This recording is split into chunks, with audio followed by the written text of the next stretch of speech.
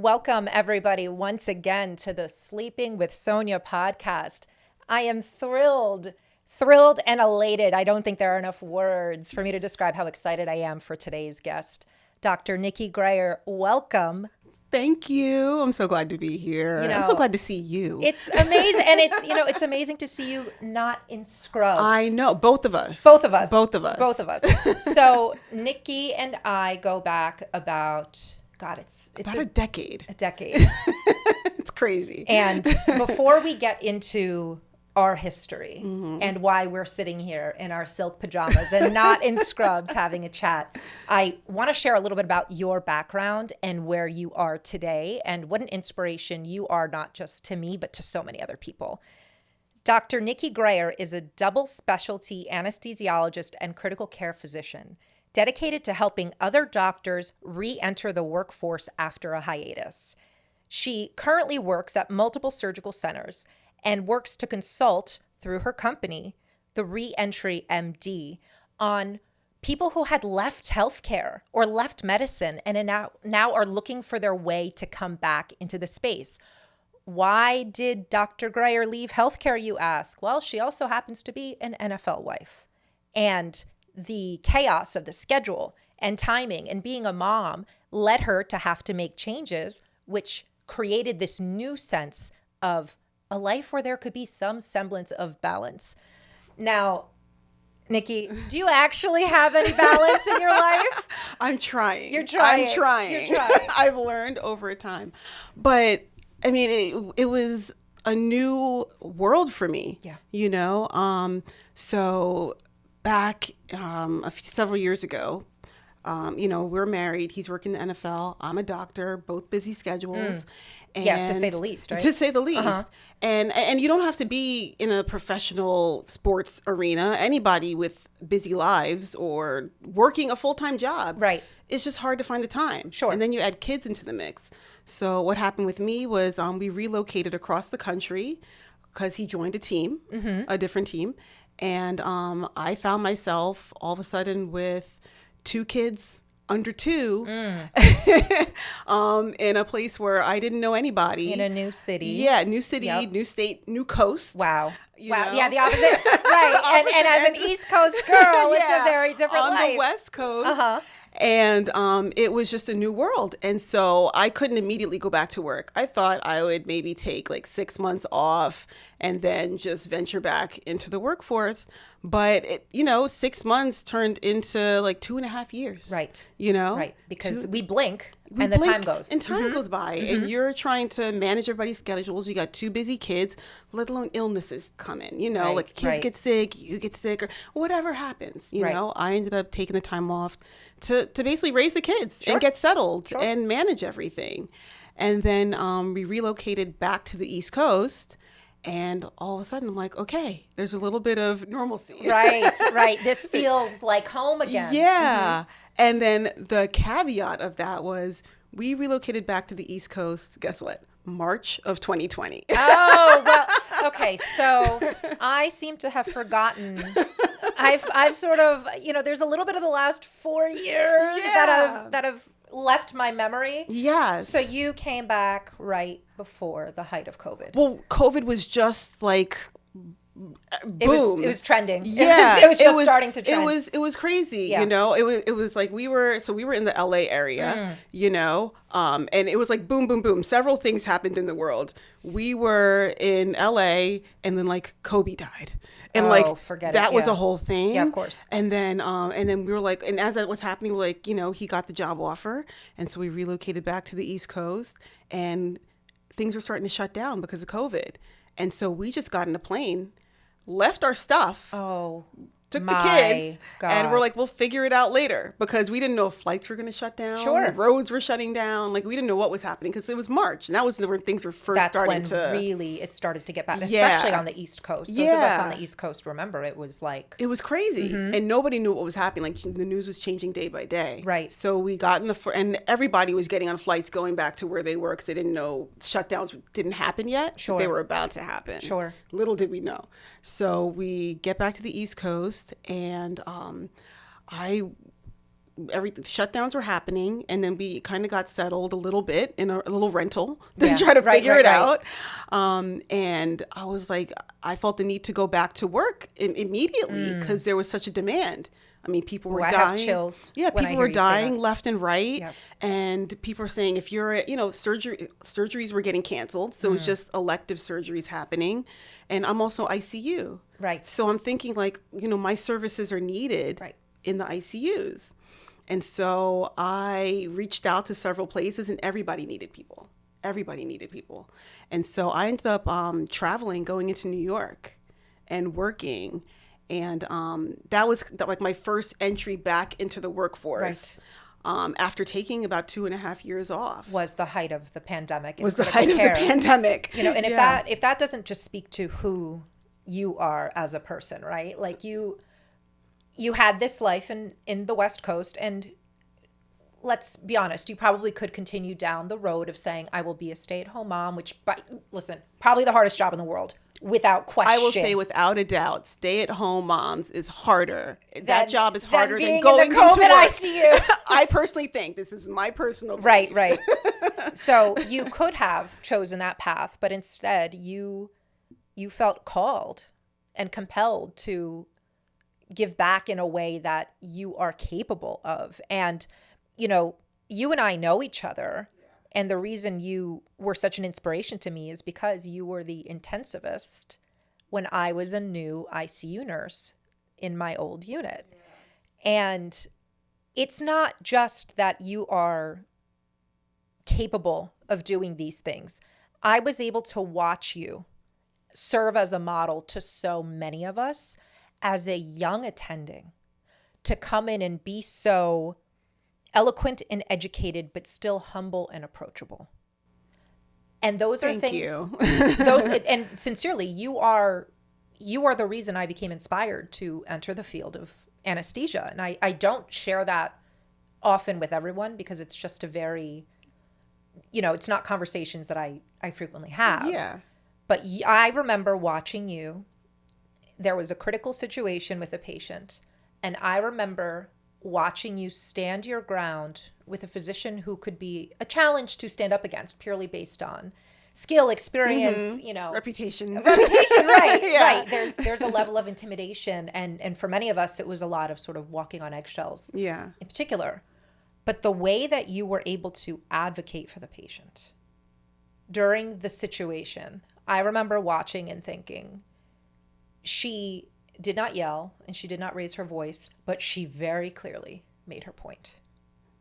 Thanks. You're bringing back memories. Oh, yeah. And that has forever stuck with me in terms of how I hope to practice as a provider. Yeah. And I remember those days, like, you were so welcoming to me because, like you said, I was a new attending. And then coming into people don't know, I mean, it was a cardiothoracic ICU. I mean, those are the trenches. No joke. Yeah, it's no joke. That's the sickest of the sick in the entire hospital for anybody who is not in medicine. But, you were so welcoming because it's a team. It's a team. Like physician, nurses, it's a whole team, especially in the ICU. Right. Out of like anywhere in the hospital. Like that's a team effort. 100%. And you were so welcoming to me. Because also too, like I didn't know that many people there. And so what I also appreciated, in addition to like your brilliance and great clinical acumen, was just like, you would invite me to stuff. Come to happy hour. Come out to dinner with us. Yeah. But it does make a difference. It makes a big difference because there's the work life. Sure. But then you also want to have friends. Sure. Sure. And you made me feel very welcomed and and I needed that. Well, and I think it speaks in large part to women in medicine. Yeah. Especially. I think, you did your residency in Miami. Yeah. So you've done it all, seen it all. Your training was intense, to say the least. Yeah. I mean, I did medical school in Newark at New Jersey Medical School. Right. And I did my residency in Miami. And so University of Miami, and you see a lot of things, right?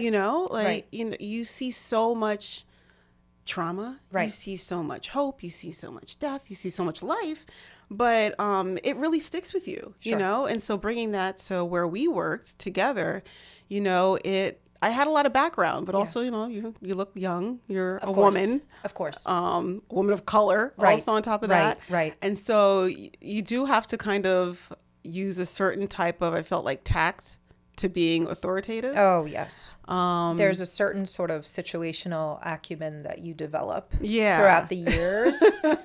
And it's something that perhaps the male listeners may not understand. Yeah. Because they've never necessarily had to. But there's a way that you're sort of forced into speaking where sometimes it's like you have to guide people to the answer that you want. You do. And there's also this fine line of like, also, and I think women carry this more, like wanting to be likable, but also wanting to be like respected. Sure.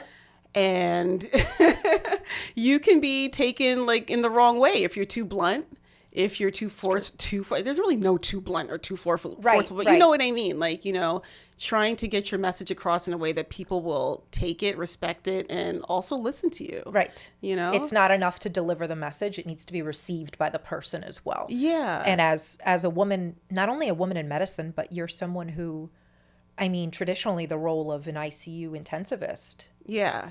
A woman of color entering that space, being young and savvy and brilliant, that alone is a testament to the fact that, like, you left LA and came back to the East Coast and got right back in there with the COVID patients. Yeah. And that was something in of itself because, you know, I was, like you said, like you're in the trenches, you're working, a lot of death, definitely a lot of death happening at the time. And what was like mind blowing for me was like, you know, like holding like a tablet and having to show people like their family members, like, you know, this is how you can see them before they pass away. Like it was crazy to me. Yeah.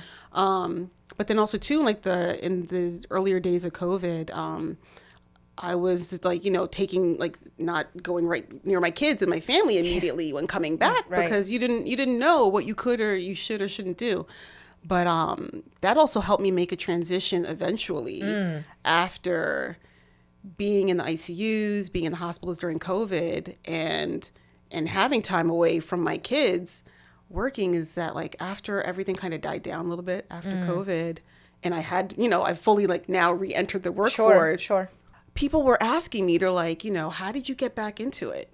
You know, how did you get back into it after all this time? People were asking me the same questions over and over and over again. And I'm like, people must need help in this. Yeah, no, if this is such a recurring theme, there has to be a reason. Yeah, because... but it is a great question, and it does beg the question, how did you get back into it? What were the steps that you took when you said, it's time for me to re-enter? Yeah, so the first thing I had to find out was, like, what was that special time period that I had to find out about? So it's right around the 2-year mark. Right around the 2-year mark is where Medicare and a lot of insurance companies will not really pay you if you don't show that you haven't worked in that period of time. Interesting. Right? So that's kind of like the borderline. So logistically, yeah. So if you kind of know that you're going to take time off, you may want to kind of like at the 1.5-year mark or so, kind of like start putting feelers out there so that, you know, it hasn't fully been 2 years. And you still can show. It gives you a buffer. A buffer zone. But if it has been after 2 years, there's still a way to get back in. You can still reach out to a network. You could reach out to me. And we can get you, you know, positions where you can get your feet wet and get back in the door, you know. Sadly, some of them may be paid, some of them may be unpaid, but you just have to show maybe about like 3 months of just, depending on what your specialty is, seeing patients or having a caseload of like surgeries that you didn't have to be the anesthesiologist or the surgeon doing, but participated in or assisted in, you know? What was more difficult for you upon reentry? Did it feel like the clinical skills came back like riding a bike, but the balance now of being back at work was the bigger challenge? Yeah, I felt like clinically everything still just like kind of came back. It is kind of like riding a bike, you know, you're like, oh, okay, I remember how to get into the flow. It was more like time management and speed management, you know, like when you're doing your first anesthesia case.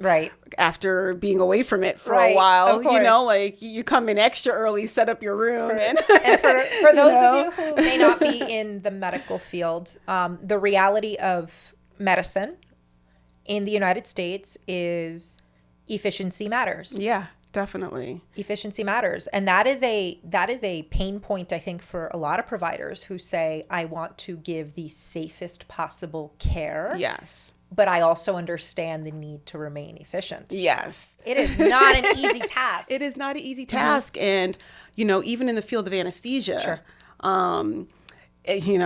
There are people who are more efficient than others, and it kind of limits you, though, if you can't be flexible. Because, right now, we'll jump and get there, but right now I'm working mostly in surgical centers. Right. And there are certain people who are not built to work in surgical centers because there's a level of speed and efficiency and turnover that you need to have. And if you're coming from a hospital setting where you just sit back in a room and wait till techs turn over the room for 40 minutes. Right, of course. Listen, and I've worked now at a number of different, as a locums and as a travel provider, I've worked at a number of different styles of facilities. There is a big difference between a teaching hospital who might be slower with learners.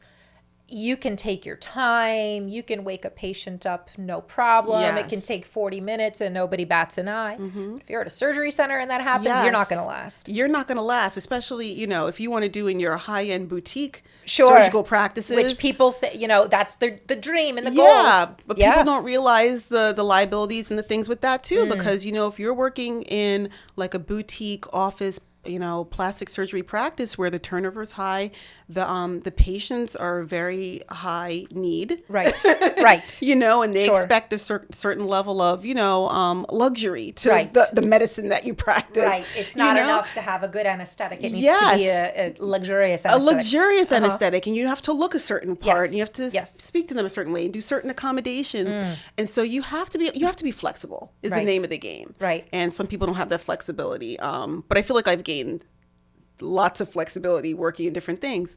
But also too, coming back to how I got back into medicine, I think the flexibility that I had, and then also just trying different things and failing and succeeding. Right. So I feel like I did multiple routes. One route is locums, working through a locums company and having them as the middleman and kind of pimping you out to different places. That's literally really what it is. It's basically you're anesthesia hoeing.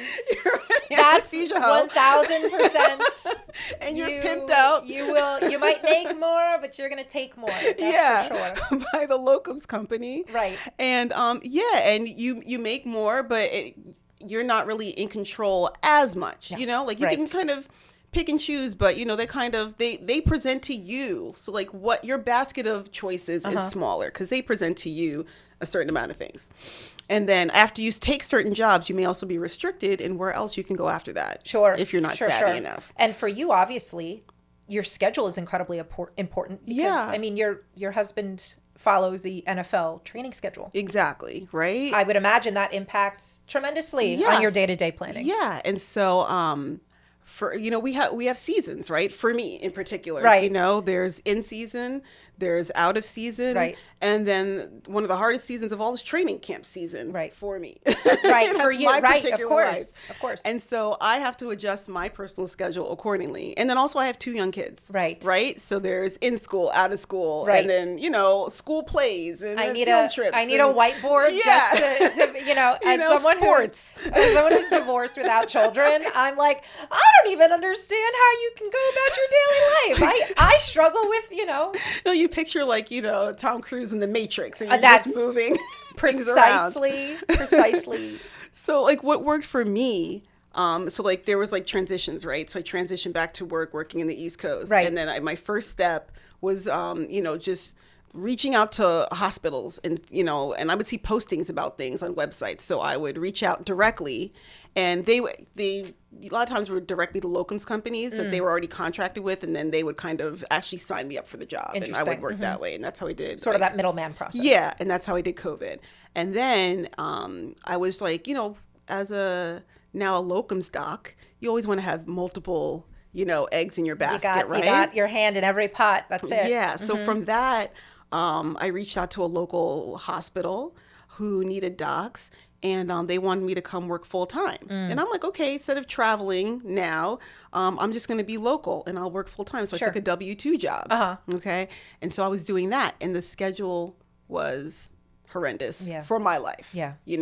Taking calls. Probably horrendous in general for anyone's life. I mean, that's the boon of medicine. Exactly. Right? Is sometimes the schedule just really the schedule just doesn't work, and the job was fine. Right. It was just the schedule just wasn't working for me. Like, my husband's traveling during the season, and then I'm taking call. And that's nearly impossible. Overnight calls, sometimes 24-hour call, all different types of call schedules, and I would be away from the kids. So how do you, as someone who, when you're an on-call provider, and this is something that's quite different from people who are outside of medicine. Yeah.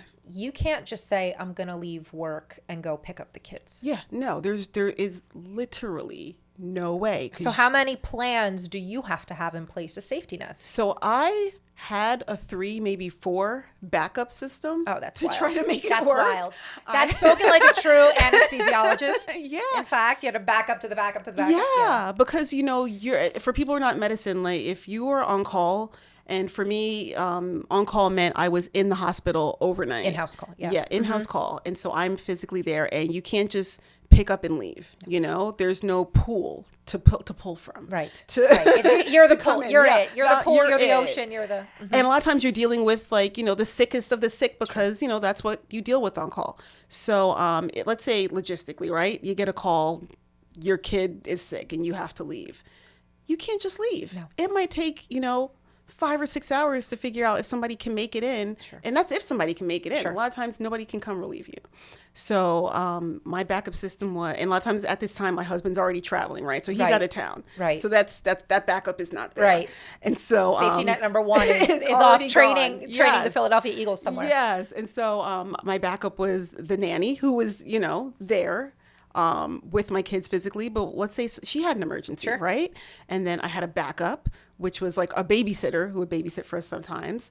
And so she was the backup. And then if not, I had an aunt who was within driving distance, within an hour, of driving distance. So she was my third backup. And then worst case scenario, my parents lived 2 hours away. Right. And so they were also quote unquote driving distance, but not immediately. To create layers to be, and then of course, the other part about your job is you don't work in a function or a capacity where you can say, let me go check this quick email. Let me go take this phone call. Let me go do this, do that, and do the other thing. Yeah. When you're at work, you need to be fully present. Yeah. And you can't immediately respond to things. I can see a quick message on my watch, but I'll get back to you when I get back to you. Right.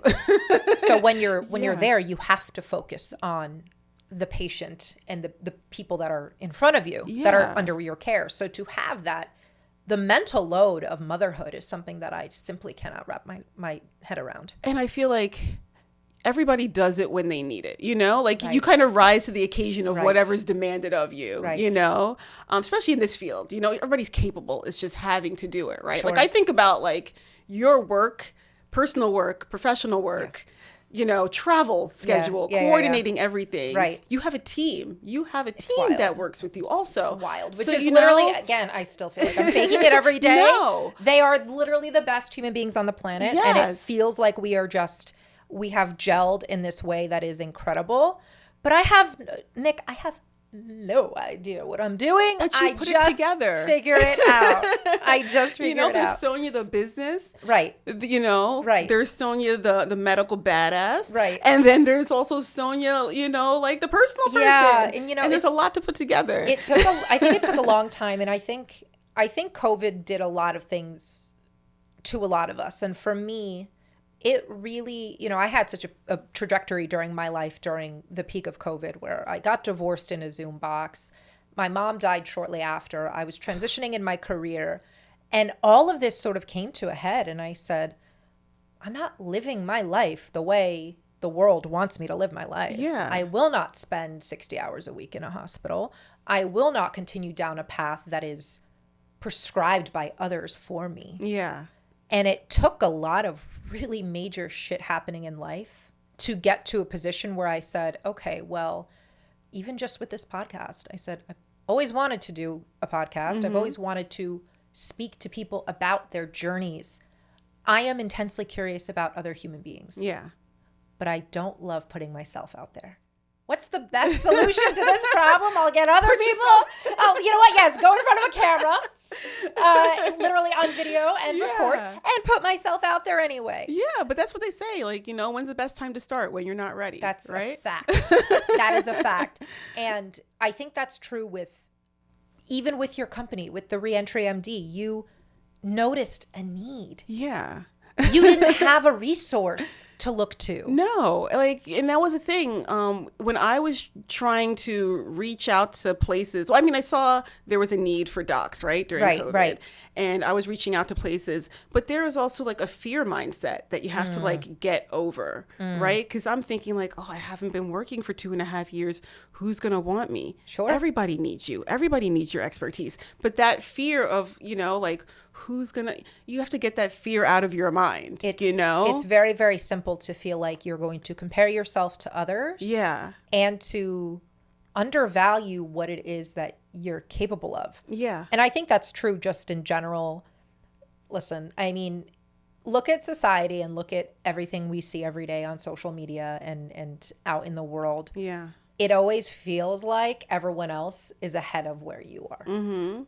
And it's all bullshit. It is. Everybody is literally, like you said, faking it till they make it. We're all just figuring it out. Yes. And if we could all just recognize the fact that, you came to a place where you said, I figured out that I needed something. Yeah. I figured it out. And I think other people can benefit from this. That's where the magic happens. Yeah. Because it's your own lived experience giving that. Yeah. And it's crazy that there is this huge pool of docs who had to leave medicine for different reasons. Right. The most common thing is like kids and childcare reasons, right? And sadly, that leaves it to be mostly women, right? Of course. So the majority of the people who have taken like a hiatus from work in medicine have been women. They're because of the mothers care. Who are caregivers, right? Exactly. But there's also other reasons. There's people who were ill. Right. For a certain period of time, people took sabbaticals. People had to relocate overseas for whatever reason, And there's so many different reasons why people took time away from work. Right. And then they don't know how to get back into it. Right. And then it's that fear of like, I'm not even going to contact anybody because they're going to be like, you're crazy. Like, why did you stop working? Even when you're filling out like your credentialing things for jobs, after 30 days, they're like, wow, anything more than 30 days, why did you take a break? And so people are scared like, oh my God, I took X amount of years. Right. How do I explain that? It's all explainable. Right. It's all figure-outable. Explainable. Mm-hmm. And, barring like some horrible like felony that you committed. Right. Where you should know you probably shouldn't be applying. Yeah. You should be looking elsewhere. If it's something just regular life that happens, it is explainable. Right. And people still need your expertise. And there's a way to get back in. I think that's an incredibly important reminder. And, after you took a step back, because 2.5 years, granted, it's not like you took a step back and were eating bonbons on the couch. Life was chaotic. Yeah. Having re-entered now, did you make any changes with this second time around in terms of how you balance work? Wholeheartedly, but it took me like a couple steps to get there, right? And so, like I said, I was doing the locums thing, and then I transitioned to a W-2 job, and the schedule just didn't work for me. Right. And I saw that docs in other specialties outside of anesthesia, like particularly ER docs, they were kind of working in urgent care centers and kind of being their own broker for themselves and working independently. I didn't know anybody in anesthesia who was like an independent practitioner. Yeah, same. Right. I didn't know anybody. And so I was like, well, maybe I should do that, Oh, I love it. I love it. The light bulb went off. Yeah, I was like, ER docs are doing this. I personally didn't know anybody else in anesthesia who was doing this.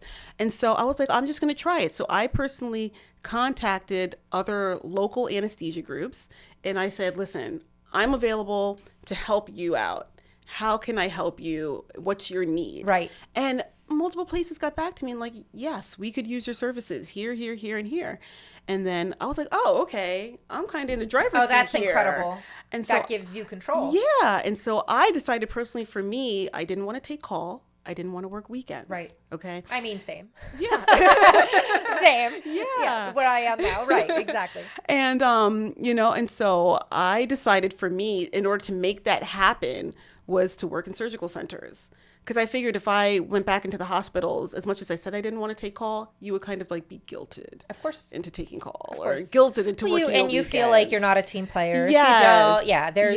It's the mental load. You see your colleagues and you want to pick up the slack. Exactly. So it gets to you, man. It gets to you. Yeah, wholeheartedly. So I figured like if I did surgical centers, maybe I could branch back out to the hospitals if I want to. But let's just start here because I know I wouldn't be working weekends. There's no call. Right. And so I started working with a couple anesthesia groups working at their surgical centers.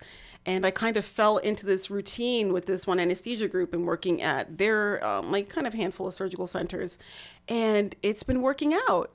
And I tell them the days that I'm available. And to be honest, I end up working full time. Right. But that's because I want to. But it's because you want to, and it's when you have the time to do so. Exactly. And so I, can make my schedule. So if there are days now that my kid has a school play, I can already tell them, like, I'm not going to work that day. Yeah, you don't have to have the mom guilt of making the choice. Exactly. And it's on me to let them know when I'm available as opposed to them telling me I need you these days. And I think what's really interesting about the path that you took ownership of the role. Yeah. And I think hopefully that will inspire other people who are listening. It doesn't matter what field you're in. Yeah. Because, medicine may be a unique field. But no matter what you're doing, sometimes it's simply a matter of reach out to people who are not necessarily the first line people you would think about. Yes. Because you just never know. You never know. And I've now doing found that I went to a conference for I'll tell you, the SAMBA, Society of Ambulatory Anesthesia, and I didn't. Really it's not in Rio. It's not. Yeah, it's not some sort of dancing. Yeah, it's not. Yeah, we're not moving our hips. Okay, just very different conference. Very different. I would be SAMBA. interested in attending. Okay. But it was really cool because I really still didn't meet anesthesiologists who were doing what I was doing.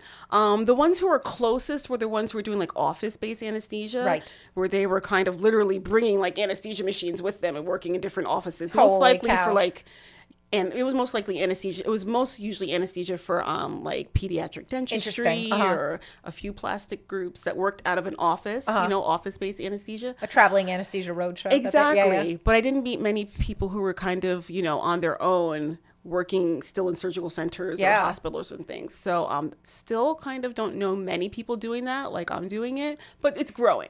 I'm hoping that you can use this opportunity, even as we talk about it now, that you're going to trigger the idea for others and they can reach out to you, because the idea that you have is something that just makes perfect sense and it makes logical sense, especially in what it is that you're doing. And a lot of people who are still hospital-based, like you could still reach out to groups and kind of put your feet and get your feet wet. But then if you transition to working independently for different like anesthesia groups or just independently for like surgical centers or hospitals, you can still like keep your privileges where you were working before, and be per diem for them, and it's still making your own schedule. I think it's really, really important for people to also recognize this is something that was very challenging for me when I left the ICU. It felt like I was, quote unquote, not a real nurse anymore. Yeah. Or not a real provider anymore once I stepped out of the hospital setting. Yeah. And we often have this mentality where if you're not working in the trenches and killing yourself 24/7, that your value and your worth is different. Yes, wholeheartedly. That is not true. That is not true. And that was a mindset that really got to me when I wasn't working in medicine, when I was taking the time off. I was on the West Coast and just like full-time mom. Yeah. And, like my husband would introduce me and you're like, she's also a doctor. And I'm like, but still, am I really? Because I wasn't practicing medicine at the time. Right. And it really is like you put your identity into the job. Yep. And you really can't put your identity into that one thing. We wrap so much of ourselves into what we do every day. Yeah. And we forget to validate who we are. Yeah. And what got us there. Yeah. It's so important. And this is something that I've learned over the years. And now one of the things I try to do when I meet people, and this is a fun game. So next time you go out and meet someone new, try to see how long you can go talking about anything but your line of work. Okay. So now you've traveled many places, yes, right? Yes. Now, do you think that is mostly an American thing? Because I kind of feel like it is. I feel like in other countries, people don't as much identify themselves, or they might even think it's rude if you ask them what their job is. You know, it's a very funny. I was just in Bali for the month. I know, poor me. But I love spent that for you. I spent a month in Indonesia so that I could work on a new book. And one of the things that I thought to myself was, I'm not going to introduce myself as a nurse. I never really say nurse anesthetist because people have no idea how to pronounce it, what it is. Yeah. Again, it is what it is. I give anesthesia to people, they go to sleep, whatever. Exactly. So I said, I'm going to tell people that I'm an author instead of a nurse. Because you are. Because I am. I mean, not instead of a nurse, but you are an author. Technically you are a speaking, multi-hyphenate. I am. You know what? Damn it. I'm a multi-hyphenate. And so are you. So I said, I'm going to introduce myself as an author. Yeah. Because in this moment, in this setting, I am acting as an author. Yes. And that is a title that feels like something that I'm evolving into and growing into. And I just think it's really fascinating. You get a very different experience from people when you tell them that versus I'm a nurse. Yes. It's just a really interesting thing. So I agree with you that I think Americans are obsessed with what do you do? What's your title? What's your role? Yeah, I think I'm going to try if I travel somewhere, because I usually just don't tell people anything about what I do. Right. Because then they ask for like medical advice in a weird way. Can you give me a prescription? Can you look at this rash? My aunt is having a knee replaced. I'm like, I don't feel like that's a fact. Talking about that. That is a fact. But I think I'm going to just be like, I'm a consultant. Oh, like, I love you know? I love and it. It just leaves it like vaguely ambiguous. I want you to tell people you're a consultant and let them sort of give the air of mystery and see. Have you ever had any members of the professional athletic teams come to you for medical advice? So, not like players and things, but we have talked, like I've talked with people on teams about like medicine things in general, about like life as a physician. Right. And I have assisted in a medical emergency. Stop! That's the coolest thing. That's not cool. On an NFL flight. Stop. That's as far as I'll go into that. That's amazing. But yeah, like, you know, they kind of were like, okay, cool. Because the thing is, like, everybody thinks my husband's job is cooler. So, well, to be fair, I don't, because I'm an anesthesia nerd. Cool, your husband's job is the coolest. But again, like, you know, my basis for professional sports is I get my information from you. And I know the Eagles colors because of you. We have been recruited. My best friend Chrissy, who also knows Nikki very well, we've been recruited for fashion tips, for outfit advice. You guys are both extremely helpful so everybody knows I have no fashion sense. Which again, I still can't believe. You're gorgeous, but you know. So I have no fashion sense. She's the perfect palette, ladies and gentlemen, the perfect palette. I can rattle off the roster of like the 90s World Series winning teams of the Yankees. Right. But like I can't tell you like, you know, what goes with what in like a what shoe pair of shoes and a top. Yeah, when you guys went to a Super Bowl event, because like, the team is that good. When you guys went to a Super Bowl event and you asked us to help you pick out an outfit, literally, Nick, that was my Super Bowl. That was my shining moment. And to see you wearing just a stunning outfit and just like shimmering, it was just, that to me was what, like, sports matter for me. Like that was your like involvement in sports. That was my moment. That was my moment. And I tell you all the time, I get my information about the Eagles from Ryan Phillippe, who is still a core memory from Cruel Intentions. I am still very impressed when you contact me knowing anything about the team. And I'm like, how do you know that? I'm like, I bet it's Ryan Phillippe. Ryan Phillippe posted about it. That's the honest answer. If you're listening, what's up? And I love that. You know, obviously Taylor Swift and her boyfriend, number 87. Those are like the extent that's the extent. Travis Kelce, I know his name. But I appreciate that about you, though. Yeah, I'm not trying to, yes, I'm not because trying to fake it. we come together like puzzle pieces. It's perfect. We fill in the gaps. It is perfect for each other. It is perfect. And someday when I come to a game and I meet the players, I will not care what position they'll play. I'll ask them about their journey. Definitely. How are you feeling today? Yeah. How are you? Separate your role as an athlete and tell me about you, the person. So this is what people don't know, but I've already seen this for you, and I've told you this many times, that one day we're going to be attending like your premiere of the debut movie of whatever book you choose to have on the big screen, or maybe just your biopic. You've been saying this. You've been saying this to me for a decade, since before I ever even wrote a book. I've been saying that to you, so I know it'll happen one day because you've already taken all the steps that's building up to that. I mean, so I see it. Or I've told you I see it happening. So I can't wait for it to like come to fruition. Here's what I promise you: the premiere will not happen during the NFL season. That way, I know you can be there with me. You have been there with me since the beginning. We'll get Usher to perform. We'll find something. Listen, we'll call Beyonce. Whoever you need on speed dial. If you get Beyonce's number, please invite me. So if one of the questions that we will ask our guests sometimes, and this is how we're going to close, because I think it's probably the most crucial moment of this really deep talk. What's your stripper song? My stripper? Oh, wholeheartedly, 100%.